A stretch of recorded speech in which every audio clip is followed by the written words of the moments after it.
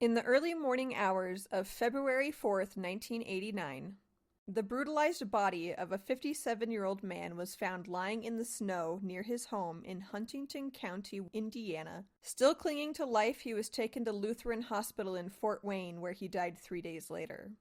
He had been shot 6 times in the head and sustained several deep lacerations to his skull from a hatchet. This is the story of Eldon Anson.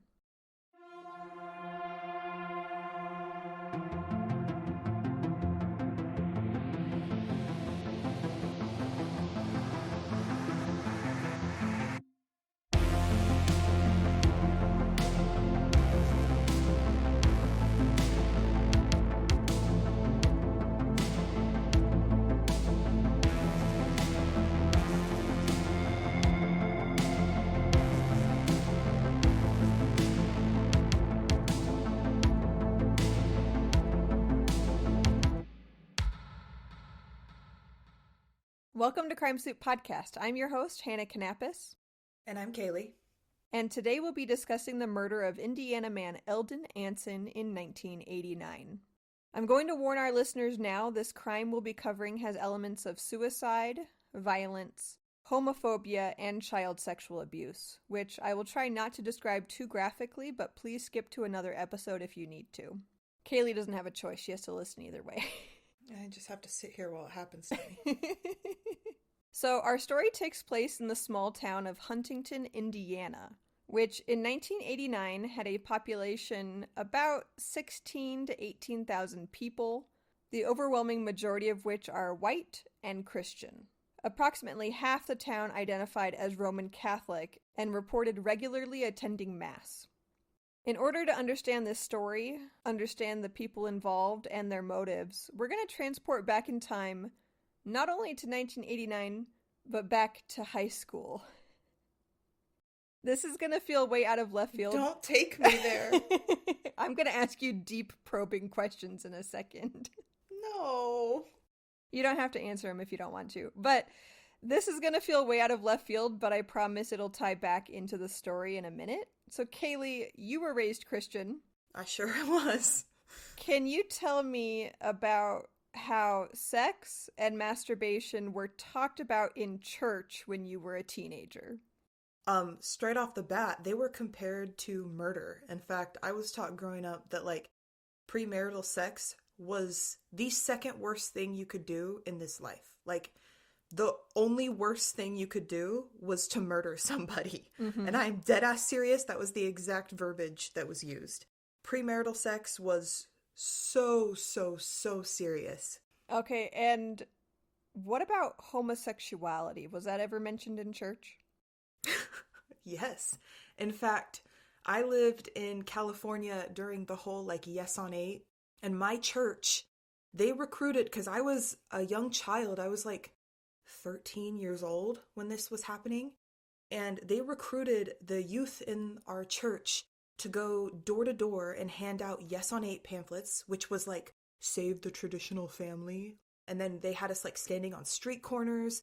They were telling us in church, the adults, to vote for Yes on 8, and that it was a really big deal if you didn't vote Yes on 8, because this is what the Lord wanted. So do you agree when I say that if you were raised in a Christian household, that there was a lot of shame surrounding homosexuality? Absolutely. Yeah. There's a reason why people stay in the closet or stayed in the closet for a long time. Yeah, and sometimes it was dangerous. You could get punished, physically, or, I said, sent away to those camps. There were absolutely conversion therapy versions of the troubled teen rehab places. Our story today, though, takes place in 1989. So I wasn't alive, you weren't alive. I don't really know what it was like, but we're going to try and understand it. And this was in Indiana. Yeah. If it was bad in California, where I was raised, I don't even want to know what it was like in Indiana, honestly. Yeah. That sounds awful. This is a small town, almost 50%, I think the exact number was 42% of residents in this small town reported that they went to Catholic Mass regularly. So that's an insane number. But anyways. It's a no from me. So One of the key people in our story today is a 16-year-old. Actually, I think I wrote that wrong. I want to say he's 17. So, one of the key people in our story today is a 17-year-old high school junior named Jared Wall. So, Jared Wall was what most people would consider a golden child. He was smart, athletic, charismatic. He was active in his church. He taught Sunday school to the preschool age kids, and he was very popular at school. He's a junior and he's only 5'6" and about 140 pounds. He made up for it with his big personality and confidence. He loved sports but was too small to play football or basketball like a lot of the other popular boys in school, but he found his niche competing in track events. What nobody knew about Jared, however, was that he was harboring strong thoughts of suicide.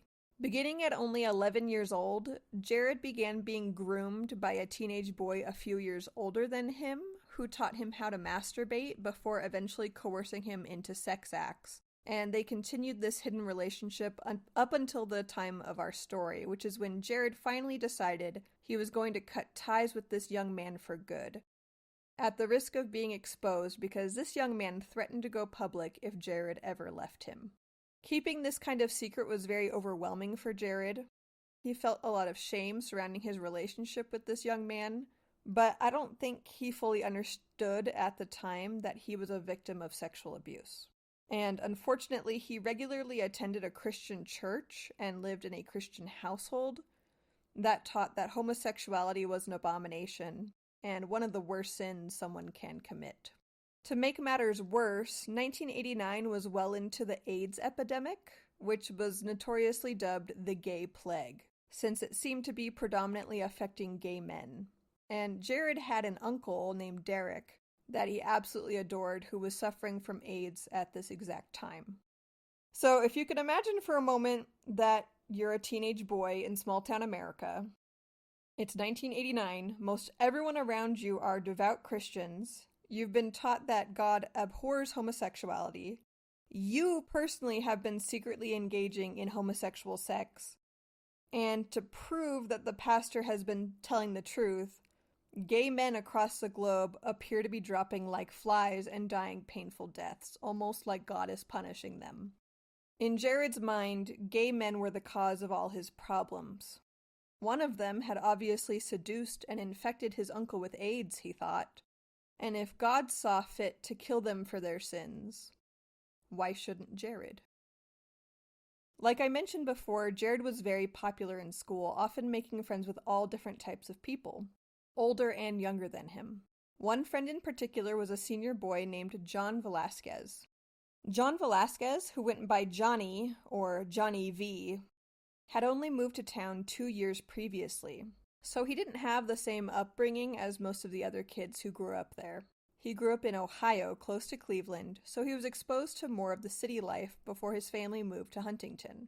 He had to overcome some prejudice since he was darker complected and had a Hispanic name, but he became popular really fast since he came from a big city. He listened to rap music, he wore stylish clothes, and even knew how to break dance, so kids naturally flocked to him. He was confident, outgoing, and talkative, so people warmed up to him pretty quickly. What was considered cool and mature at this time, in 1989, were the idea of street gangs, and Johnny V liked to pretend that he was much more thug than he actually was. He really wanted to be the bad boy in town, which is why it was so easy for Jared to convince Johnny to commit a crime together. So during the winter of 1988 and into the new year of 1989, there was a rumor about a local middle-aged man named Eldon Anson. So Eldon Anson was a 57-year-old single man just shrouded in mystery who lived on a big plot of land on the outskirts of town with no immediate neighbors. He was mostly known for his expensive taste in classic cars, and he had a garage full of them at all times. Although his inventory was constantly changing because he would sell them, and then he would travel around the country and collect more of them. He was actually married at one point, and he had 3 daughters, but he was divorced at the time of this story. And I couldn't find what year they divorced. So the rumor circulating among high school kids was that Eldon Anson was gay and that he was luring boys and young men to his house with promises of drugs and alcohol and offering them money for sex. Along with this rumor was that Eldon had an armory of nice guns at his property. And somehow, 17-year-old Jared Wall had made up his mind that he needed to confront Eldon Anson since the local police didn't appear to be doing anything about him. He wanted to confront him because he was angry that he was luring young boys? That was the reasoning? Yeah, I mean, so if you think about Jared Wall's history, so Jared Wall has been sexually abused since he was 11, so he harbors these... So he probably had a righteous rage. Yes. It's just a deep-seated hatred that stems from his own personal abuse and then it being reinforced by his community. And then on top of this, his uncle is currently dying of AIDS, and Jared is putting his uncle in his own shoes, and it never occurs to him that maybe his uncle was, like, voluntarily gay. In his mind, he was like, a gay man also abused my uncle, and that's why he has AIDS, and that's why he's dying. Okay. Does that make sense? It makes perfect sense. I guess the thing that doesn't make sense in my head is that, like, did somebody at the school personally claim to have been victimized by this man? Or was it just, like, rumors, like, we have heard that he does this to young boys, but there were no specific people? Because I can totally understand the righteous rage, and especially if, like, I heard that he did this to little Jimmy, or he did this to so-and-so, right? But if it's just like a random rumor with nothing to back it up, I guess he's only 17. And I get, like, the projection part, but yeah. He doesn't actually name any names. The only person he names as hearing the rumor from is a boy at his high school named Clayton Carter. But I don't know what Clayton's connection to Anson is. The rumor at the time was that some of the local high school boys were making money dealing drugs for Eldon Anson. But then it went further than that, and in addition to being drug dealers for him and making him money, which that part of it, I mean, doesn't even sound that out of the ordinary. Teenage boys trying to pick up extra cash and finding a local guy to deal drugs for. Like, that might be true, I don't know. But then they took it a step further and said, well, these teenage boys are dealing drugs for him, but also this guy is exchanging drugs to these teenage boys in exchange for sex, and he's a predator. But I couldn't actually tell you who he victimized, and it doesn't actually, I read a book about this, it doesn't actually say, and I can't find anywhere that, like, anyone he personally knows was, like, victimized by this man. So Jared gets upset because he feels like, why isn't this man in prison? Everyone who I trust to give me information, all these teenage boys who are super trustworthy. He says, how come the police aren't doing anything? So he was mad and he's like, I'm going to do something about it, right? But what he didn't know is that the police had heard these rumors and they had actually investigated the rumors and the allegations came up empty. But Jared didn't know that. So going back to Jared and his friend Johnny Velasquez. Remember, Johnny Velasquez, he's kind of like, he wants his bad boy badge around town, right? He's all about being thug and gangster and breakdancing and listening to rap music, right? So Jared knew how much his friend Johnny V loved guns and committing petty crimes and pretending to be thug. So he convinced Johnny V that the two of them should break into Eldon Anson's house on the outskirts of town and steal some of the guns he was rumored to have. And Johnny agreed. All of this story is wild to me because this is not the kind of high school experience I had whatsoever. Neither did I. Like, at all. Like, were people actually doing this? I grew up very sheltered, very sheltered. Like, the idea of being 17 years old and being like, I could totally commit a burglary and steal guns? No, I have never thought that way in my life. This sounds like a Euphoria episode. I haven't seen Euphoria, but it's like, that's a drama, right? It's like totally over the top. Yeah, I haven't seen it either, but I have seen enough clips on TikTok to generally surmise that this sounds like Euphoria. I think people were actually doing this, Kaylee. I don't get it. I think I just don't know what it's I never like to was be... brave enough, I guess. we don't have the misplaced confidence of a teenage boy. Yeah, it's the audacity. Yeah. And they're also athletes, like they're kind of tough guys. To be fair, like 17, 18-year-old boys, they are hella strong. Like they are in kind of like peak physical performance. I just don't understand how that like replaces brain cells. Like Yeah, they think they're the strongest in the room, therefore they're the smartest. I don't know. Anyways, this is a bad plan. Anyone looking at this is like, this is a bad plan, except for them they're like, this is a great plan. Do it. So this is their plan, okay? Jared and Johnny plan to meet up on the evening of February 3rd, 1989, and they're going to burglarize Eldon Anson's home. Immediately, though, the plan falls through because Johnny's parents asked him to stay home that night and babysit his younger sisters, which I think is a little bit comical that he was like, yeah, I'm going to and they planned this weeks in advance, and he's like, yeah, I'm going to burglarize this guy's house. I'm going to steal his guns and drugs, whatever. And then apparently the night of, he was like, hey, Mom, I'm going to go hang out with Jared tonight. And she was like, oh, sorry, honey, we have plans. You have to babysit your sisters. And he's like, oh, okay. That's literally what happens. But also, why were they doing this at night? They know this guy has guns and he probably does drugs. Why wouldn't they go like during the day when he's assumed to be at work? Do they want to fight him? You're assuming that this is a well thought out plan. It is not. I just don't understand. Who robs a house at night when people are home unless you want to hurt somebody? Okay, so there's a few different versions of this story based on which interviews you read. One of them is that he went there to pose as a young boy wanting to sell drugs for Anson. And they were going to break into his house and stand at the foot of his bed and do this proposal like that? I don't know what their plan was once they got their foot in the door. That's all really murky. But yeah, like I said, there's several versions. One is that he said, oh, I'm just going to go. We're going to pose as wanting to sell drugs for him. We'll get our foot in the door and then we'll, I don't know, tie him up. They never really say. Alrighty then. Okay. Okay, but the plan falls through because Johnny has to babysit his younger sisters, okay? So he is super bummed because he is like super excited to commit this burglary and I have no idea why.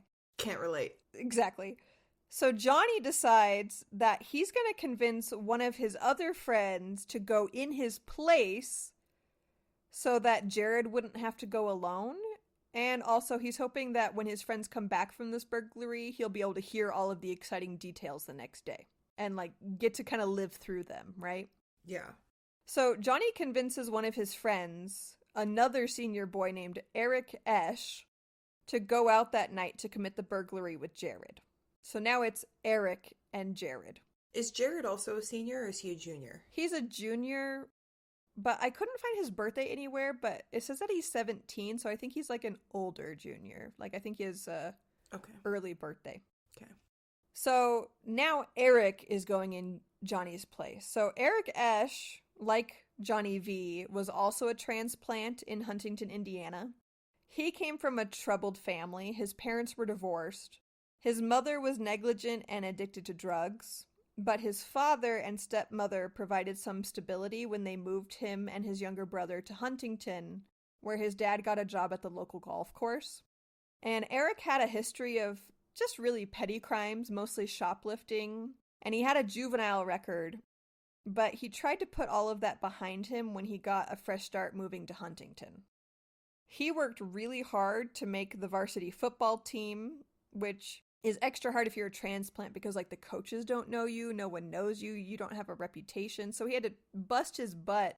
Mm-hmm. He worked really hard and he did make the varsity football team and was one of their star players when he had the misfortune of befriending Jared Wall, whom he thought, like everyone else thought, was this golden boy.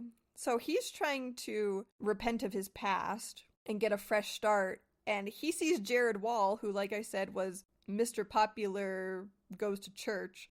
And he just happened to pick the absolute worst person to befriend. So he makes friends with Jared thinking like, yeah, this is a good kid. Which is why I'm confused. I don't know why Eric agreed to take Johnny's place and commit this burglary. Because you would think he'd be like, oh, yeah, no, I don't want to do that because I have a juvenile record and that's not what I'm trying to do right now. I'm sure they thought they were doing like a really good thing. Like they would tie him up and get the truth and call the police, and the police would be like, "Oh my God, you solved this." That's my theory anyway. I cannot even fathom. I keep trying to put myself in their shoes and I'm like, no, never in a million years would I go through I would not make any of the decisions that any of these boys made. Never. Literally never. I wonder if it's because I've never been a teenage boy, and if you're a man listening and you've ever been a teenage boy, I want to hear your account of like if you ever had these thoughts, because I never experienced anything like this. Never. And personally, if I'm doing vigilante work, I'm doing it alone. Okay? Not involving people in my nonsense. I'm gonna get it done by myself. Okay? Yeah. I don't know why. Okay.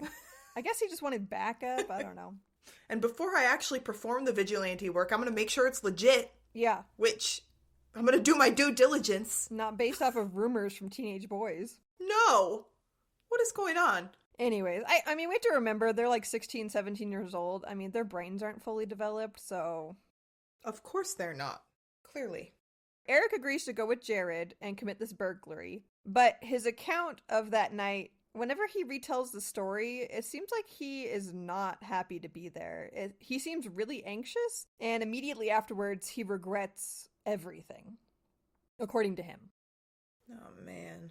So Eldon Anson's house sat on a high-rise about 40 feet above Highway 24, surrounded by cornfields out in the country. With, like out in the country where you have a long driveway and like the only indication that there's a house out there is just the mailbox by the road? Yeah. Yeah, that's like his house. They get to his driveway, they see his mailbox, and this is the dead of winter. So there's still ice and snow on the ground as Jared and Eric drive their way up Eldon Anson's driveway. They drove up the driveway? Yeah, just, like I said, everything about this is weird to me. So they drive up his driveway to the point where their headlights are like shining on his house, and they park in his gravel parking area next to his car. What the hell? In fact, according to Eric, he asked Jared, like, what are you doing? Why are we parking right next to his car? And Jared's like, just trust me. I would have been like, yeah, I'm out. Just trust you. Just trust you. I got it all under control. I do not think you do. I've never been this confident about anything in my life. I've never been so unconfident about a situation in my life.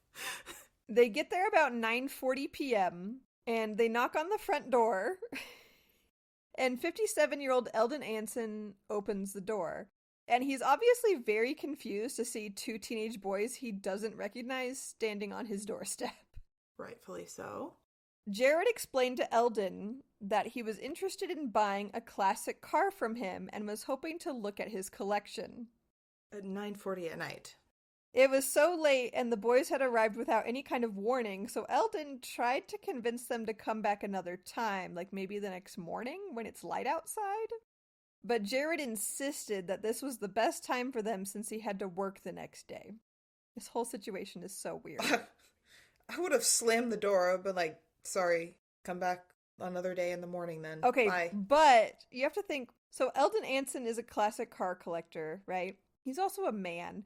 And you just know what happened is Eldon was like so proud of his car collection. He was like, of course he's going to want to show it off. Like, can you think of a single guy who collects classic cars that wouldn't want to just show it off to like everyone all the time? I'm pretty sure that's why they have the cars. Yeah, no, you're right.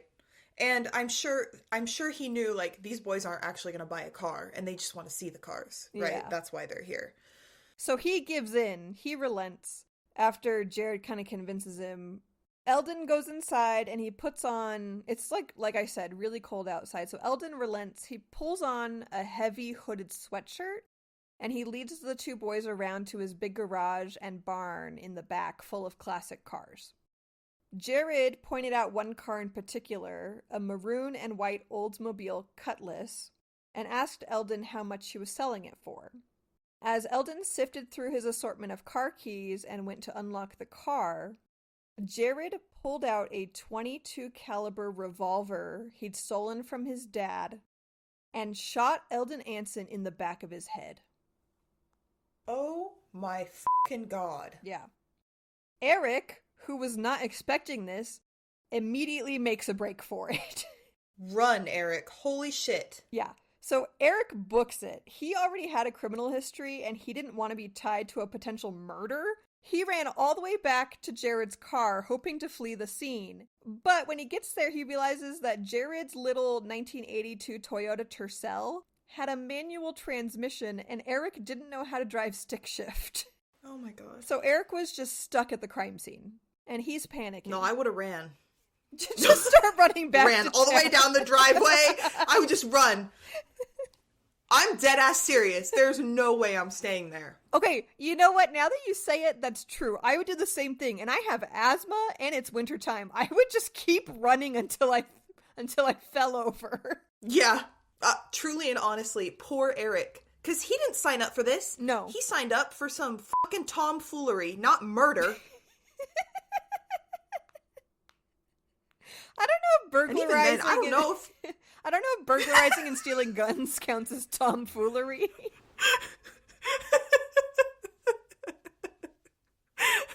Maybe you're right, but he was not expecting murder. But either way, no. I feel bad for this kid because it feels like he just got drug into it. He didn't really want to, and he's been trying to turn his life around, and I feel bad for him. That sucks ass. Yeah. But you're right. Okay, if I just saw someone, they're not even like close friends.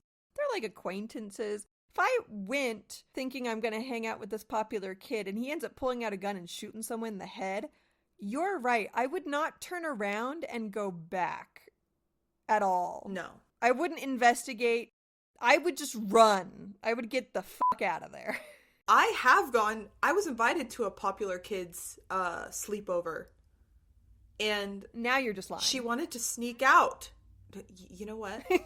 I'm truthing this time. I'm just being She rude. wanted to sneak out. Yeah, of course you are. But you're not wrong, first of all. But one time, I did get invited to a popular kid's sleepover, and she wanted to sneak out with her other friend, and so we snuck out her window. But the whole time, I was freaking the fuck out, because if I got caught, I knew I'd get in so much trouble, but I went along with it because I was at her house, and with her other cool friend, and yeah, and I just wanted to be accepted by them, so I just went along with it. Yeah. I mean, nobody was murdered, but so I didn't have to just book it down the street, so... So you do understand. But he turned and went back in? Yes. So...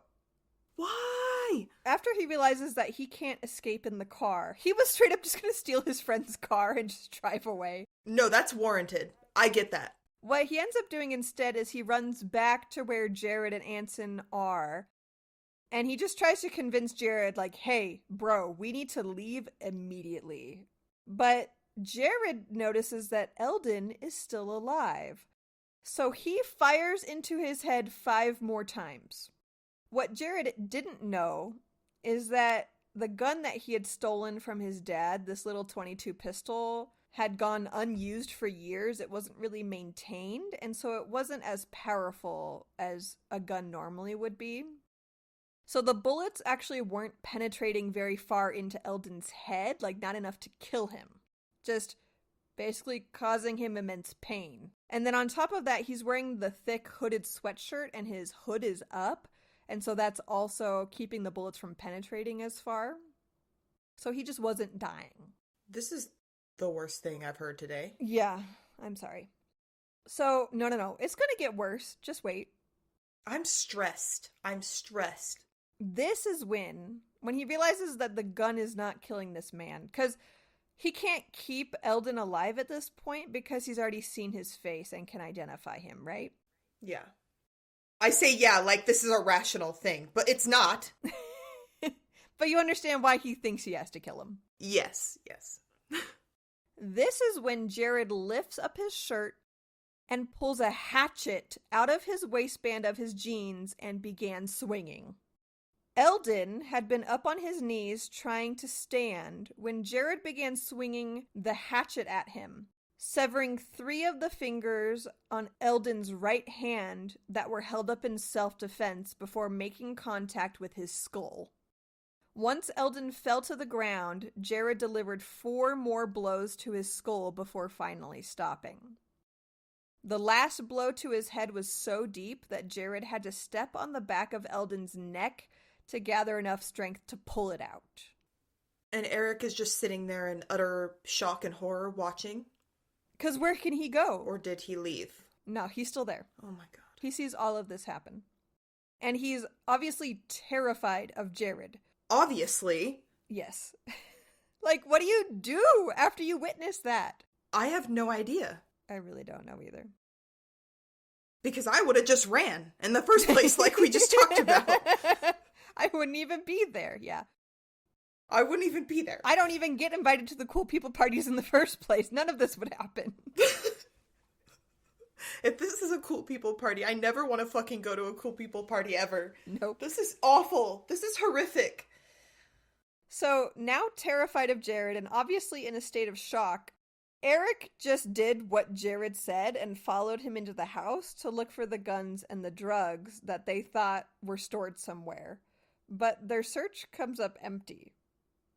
So they go into the house and they're checking everywhere, all the closets, all the drawers, and they don't find any guns and they don't find any drugs. Oh my god.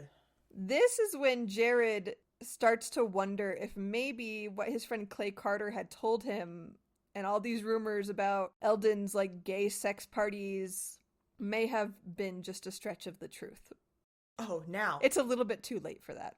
Now is when he considers this. Yeah. Okay, but this is kind of when they leave. So the 2 boys left, and their plan was to drop Eric off back at Johnny V's house. They kind of did that thing where you tell your parents, like, I'm going to spend the night at Johnny's house tonight, right? Yeah. So their plan was to drop Eric off at Johnny V's house for a sleepover that they had already planned.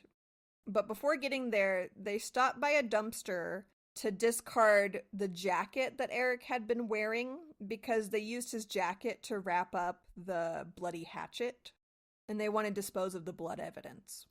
And then they drive to a bridge and they throw the hatchet in the Wabash River, which is all about like a quarter mile from Johnny V's house.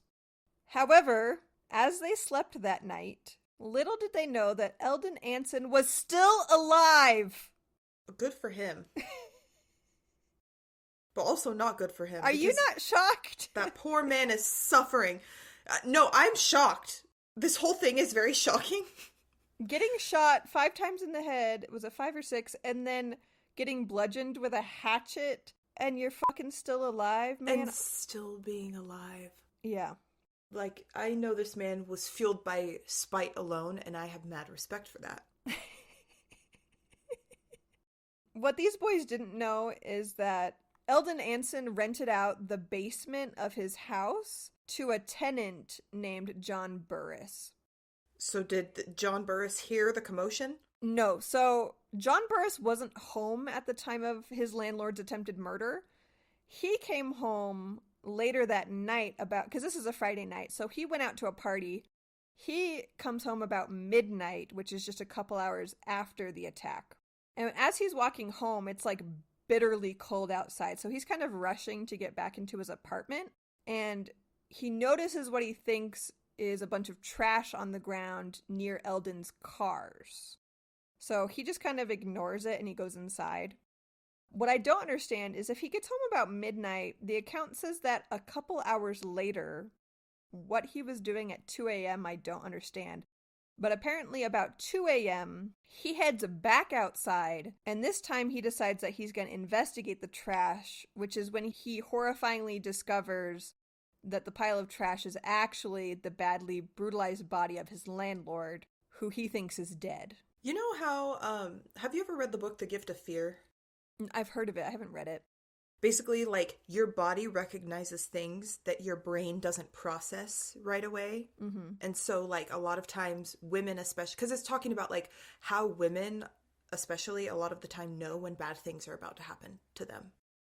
Like, they know that a man is creepy before anybody else knows that he's creepy.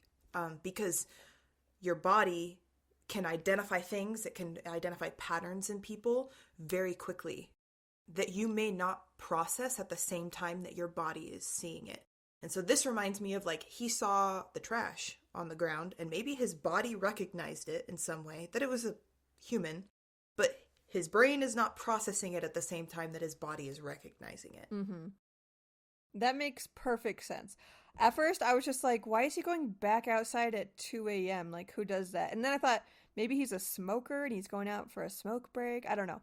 But what you're saying makes more sense, is that it maybe took his brain a couple hours to be like, nah, that's going to bother me. That was weird. I need to go check that out. So Police Sergeant Rod Jackson arrives to investigate, and when John Burris called the police, he straight up said that from the beginning, like, my landlord's dead. So when the police sergeant arrives, he also thinks this man's dead, right? And when he gets there, he's been there for hours, and he's obviously bludgeoned, and he's, like, all frozen over. He's got, like, icicles growing in his mustache kind of thing, right? But then he sees Eldon's lip twitch. So he leans down only a few inches from Eldon's mouth, and he feels warm air coming out and realizes that this man is still alive. Did the cold air, like, did it freeze him to the point where it slowed down his internal bleeding? Dude, I don't know. So it put him in, like, a stasis? Interesting. So he is transported to Lutheran Hospital in Fort Wayne. His head is wrapped in bandages, and he lives for 3 more days, but he finally dies of his wounds on Tuesday, February 7th. So whoever attacked him is now looking at murder charges. So police look into Eldon's private life, and they were just stumped by who could have killed him. What made things more difficult was that he traveled a lot, so the number of people who could have targeted him was vast. But at no point did they suspect it was 2 local high schoolers who committed this crime. I feel like that's a fair assessment to not automatically go there. Yeah. The news of Anson's murder obviously spread like wildfire throughout the small town of Huntington. But since most people were familiar with the rumors that Eldon was homosexual, the general assumption was that he was maybe killed by a scorned lover, and that this was a personal attack that didn't pose a greater threat to the community. Meanwhile, Jared and Eric went on with their lives like nothing had happened. So they went to work like they normally did. They went to school like they normally did. Jared had a shift like the very next morning at McDonald's, and he acted like completely cool as a cucumber, which is insane. He seemed completely unfazed by the fact that he'd committed one of the most gruesome crimes Huntington had ever seen. He showed no outward signs of guilt, but on the other hand, Eric was a nervous wreck. He anticipated getting caught and thought about his impending incarceration every day. The walls finally came crashing down about 3 weeks later, when Johnny V couldn't keep the secrets of that night any longer. Even though Johnny hadn't been there when Eldon Anson was murdered, he thought the idea of his friends committing this heinous crime and being the talk of the town was sensational, and he wanted so badly to insert himself into the story. Which is why a few weeks later, when his friend Brandon came by his house to borrow some notes for class, he confesses that he and Jared were the ones who killed Eldon Anson. He literally was bragging to his buddy Brandon about this murder, not thinking that it would come back to bite him, but of course the cat gets out of the bag. I do not understand. I don't understand wanting to be tied to this in any way. I don't understand doing it. No!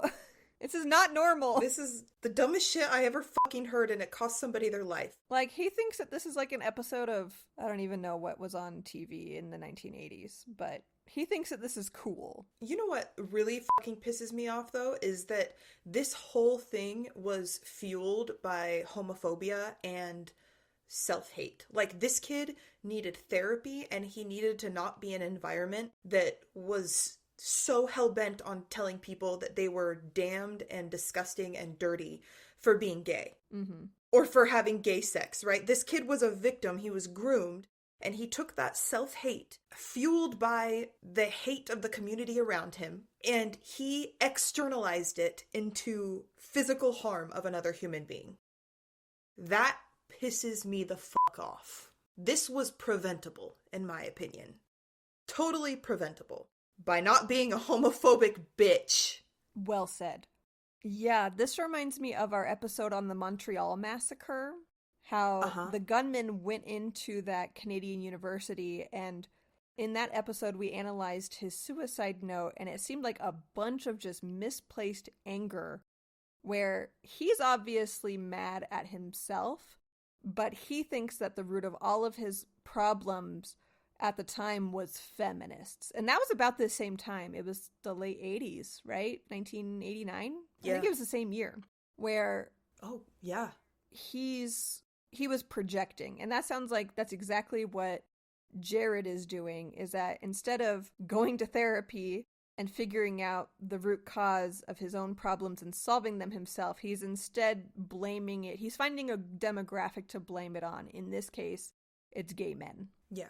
And I can imagine, like, therapy probably wasn't really a thing in 1989, right? Like, we have much better access, even though it's not great access, but we have much better access now, today, than people did in fucking 1989. And so I can imagine people like Jared felt backed into a corner a lot of times, because what were your options if you were literally raised with no emotional intelligence in a small-minded homophobic community where you are being sexually abused by an older boy as a boy, right? Like, you're backed into a corner.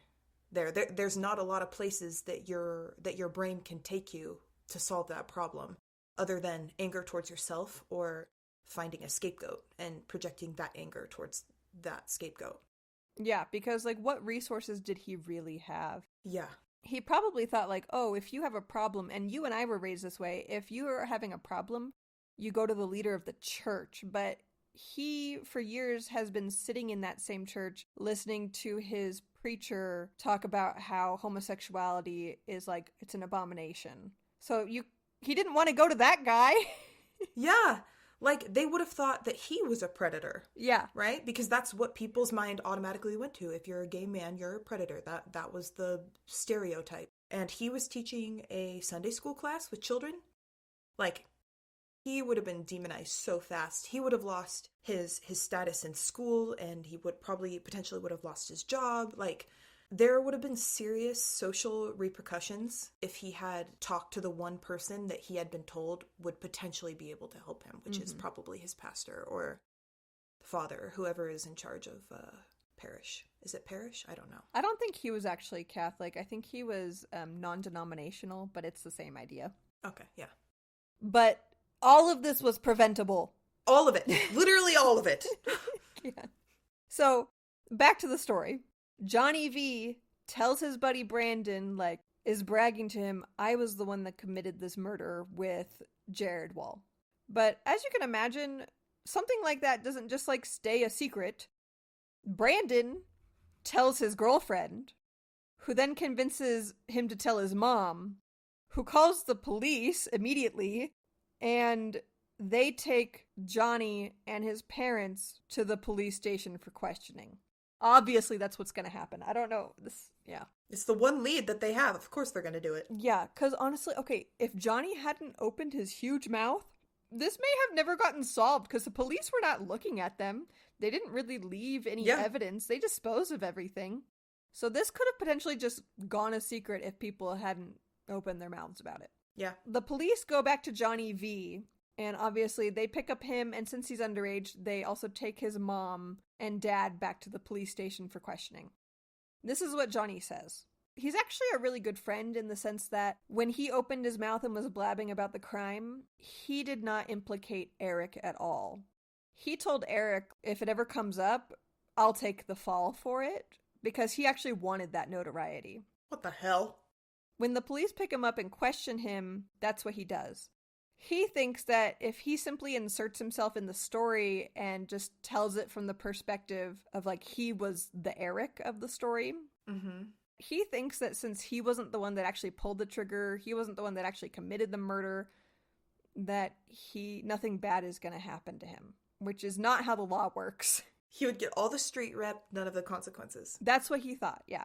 Yeah. But the police start cracking down on him, and Johnny realizes that they could send him to prison and they could definitely try him as an adult because he's 17. So he finally breaks down and tells them that actually it was Eric and Jared at the crime scene that night while he was at home babysitting his sisters. Because once it's real and they're saying, like, if you really did this, then you're going to prison, he's like, oh shit. No, I wasn't there. I didn't do this. So after they're done questioning Johnny, and Johnny kind of spills the beans, early morning hours of March 10th, the following day, the police decide next that they're going to question Jared Wall and his parents. So they go to the Wall family house to pick up Jared and his parents about 2 a.m. So they knock on the door and the whole family's sleeping. 2 a.m.? Yeah, because they're doing this immediately, like back to back. They finish with Johnny and they immediately go to Jared's family's house. It's the middle of the night, they're sleeping, and they have to go into the police station. But when they question Jared just stays silent the whole time. Like, him and his parents, just completely stoic. Just a little insert. I know Jared is obviously guilty, but in a situation where you have to talk to the police, do that. Shut the fuck up. That's what he does. Say you want a lawyer. Literally don't say anything else. Yeah. Like, I know Jared is guilty and he should be locked up because this is absolutely fucking heinous. But pro tip for you, the listener, shut the fuck up. Say you want a lawyer. So they can't get any additional information out of him, so they just place him under arrest. Next, they have to question Eric. So they go to Eric Esch's house, and they take him and his father down to the station for questioning. And Eric just simply tells them the truth. He's probably hoping that he's going to get a light sentence because he didn't actually commit the murder. He was just there. But as you and I know that maybe he doesn't know is that the fact that he didn't go forward with the information, he's going to be held partially responsible. Okay, but Eric Esch is the one who finally creates some clarity in the case that Johnny V wasn't, because Jared doesn't talk, right?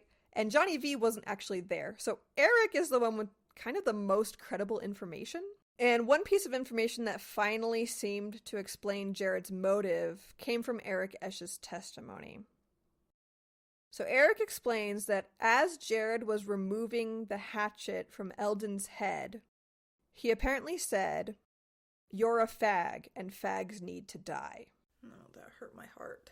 So that is the very first motive that these police can finally seem to fathom. Because up until this point, they're like, why did this seemingly golden boy, Jared Wall, target this random man and brutally murder him, and he didn't seem to get anything out of it, right? Like, he didn't steal anything. It seems like such a personal crime, but they didn't really know each other. Like, why did this happen? And this is when they finally are like, oh, this is a hate crime. I don't know if the term hate crime existed in 89, but they're piecing it together, right? I'm sure it existed in some aspects. I don't know if I'm sure it existed in terms of, like, race or ethnicity, but I don't know if it included sexuality yet. Yeah. So after all was said and done, Jared Wall was sentenced to 60 years in prison for first-degree murder. Eric Esch was given 20 years for the burglary and not coming forward to police.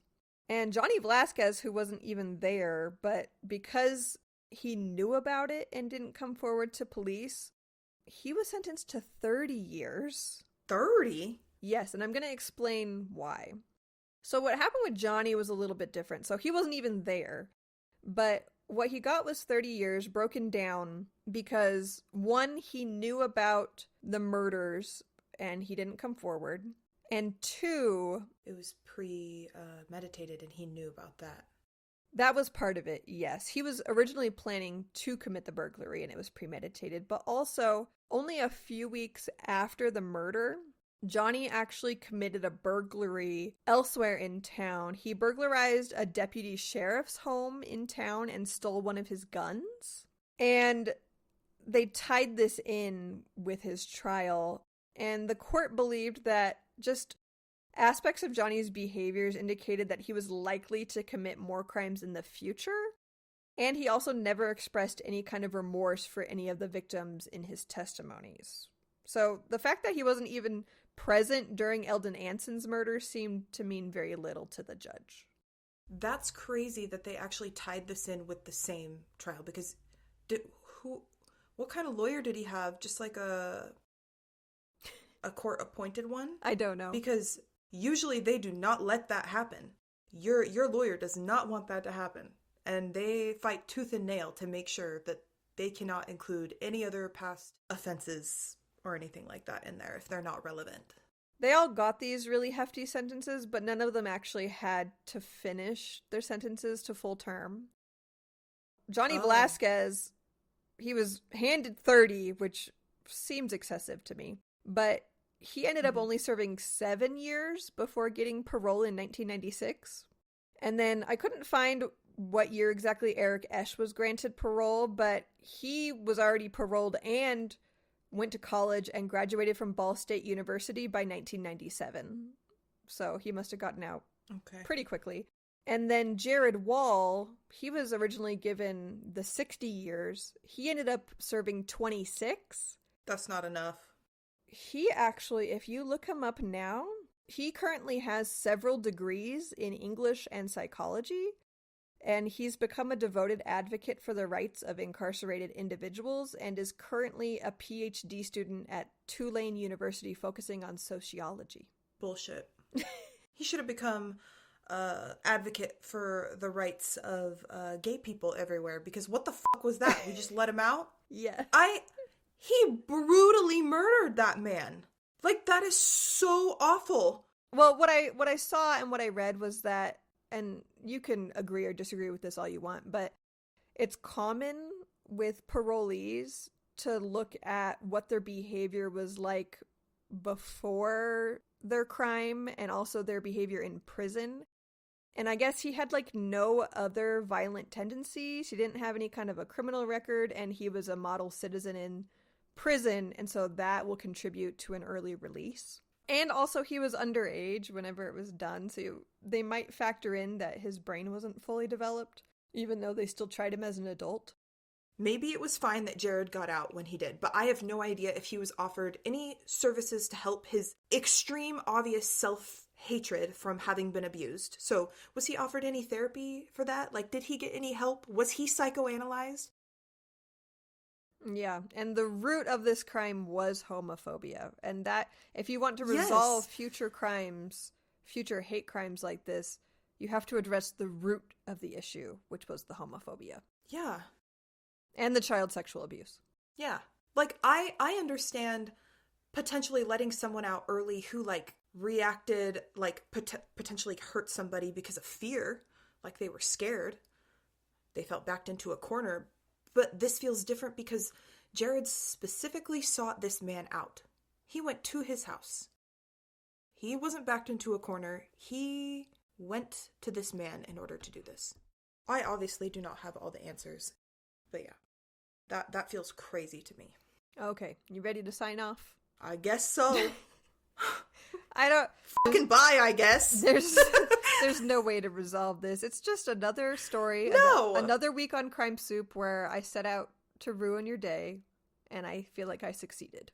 You always do. You're very good at your job. We are such good friends. All we do is ruin each other's lives. And we're still talking. We still enjoy each other's company. Every time. I'm like, you want to hear a horrible story? Absolutely. Absolutely, I do. I don't know what that was. Was that Australian mixed with, like, country? What the hell was that? My brain is scrambled. I don't know. I think this story took brain cells away from me, honestly. I feel stupider after listening to this story, Hannah. I really do. I really fucking do. Okay, well, thanks for joining us this week on Crime Soup Podcast. I hope this story ruined your day. If you'd like to have your day ruined next week, you can come back next Tuesday. We'll have an all-new story. Be sure to find us on social media. We're on Instagram, TikTok, Facebook, YouTube, you name it. Be sure to let us know what your thoughts are. And we also have a website where you can buy your very own Crime Soup merch, and you can listen to all of our past episodes. Our website is crimesouppodcast.com. As always, stay safe. We'll see you next week. Bon appetit!